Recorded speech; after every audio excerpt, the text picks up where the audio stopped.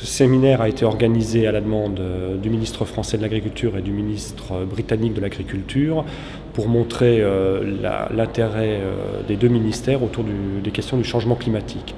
On a souhaité une démarche européenne et on a souhaité également montrer l'intérêt pour le ministère français de l'Agriculture de ces questions, puisque, vous le savez, aujourd'hui, le ministère intègre pleinement dans ses missions les enjeux environnementaux liés à l'agriculture.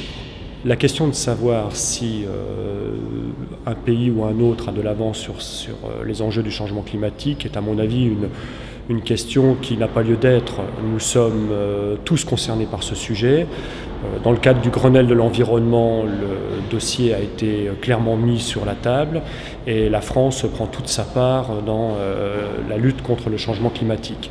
Donc l'enjeu pour le ministère de l'Agriculture, c'est évidemment, premièrement, d'adapter l'agriculture au changement climatique et également de faire progresser l'agriculture en matière d'atténuation.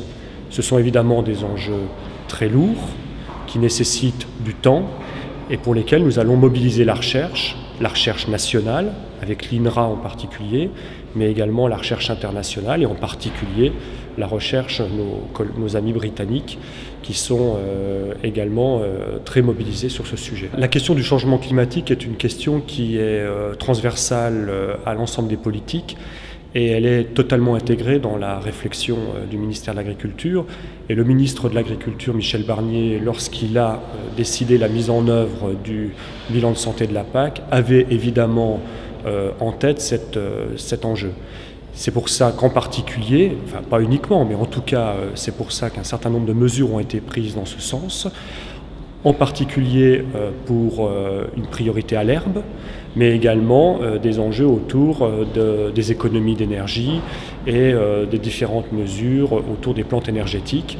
Et donc c'est évidemment un des paramètres qui a conditionné les choix qui ont pu être réalisés dans le bilan de santé de la PAC, mais évidemment ce n'est pas le seul, puisque c'est un ensemble beaucoup plus global, avec une dimension économique évidemment très forte. La position française, elle est très ouverte sur ce sujet. Nous sommes très mobilisés puisque nous savons que la forêt et l'agriculture seront au centre des débats. Et nous avons d'ailleurs à ce titre des études en cours, des réflexions pour préparer ce grand meeting à Copenhague qui aura lieu en décembre. Et en particulier, nous avons des études avec l'INRA pour travailler sur la relation agriculture et réduction des gaz à effet de serre. Donc c'est un enjeu majeur pour nous et sachez qu'en particulier ma direction est particulièrement mobilisée sur cette question.